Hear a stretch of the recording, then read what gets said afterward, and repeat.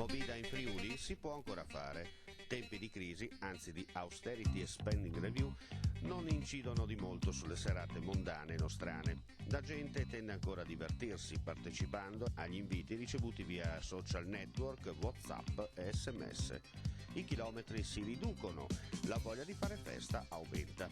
Le preoccupazioni si prendono con fare zelante, nel senso che l'aumento costante dei carburanti, patente a punti e italianate varie riportano l'amante della movida a riscoprire antiche tendenze, date per estinte qualche anno fa.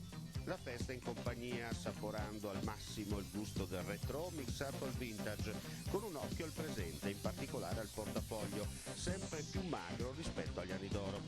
Ma la festa è festa, danze, pista, fisico e sballo non si cancellano per colpa della crisi. Il friulano autoctono nostrano o di importazione straniera radicato da tempo sul territorio sa ancora divertirsi a modo suo, arricchendo il proprio bagaglio culturale in materia, estrapolando ai foresti le novità del momento. Nell'attesa della prevista stangata romana, la quale si materializzerà prima delle feste natalizie e che metterà ulteriormente in ginocchio il contribuente del bel paese, ultimi fuochi prima del temporale, ai posteri l'ardua sentenza.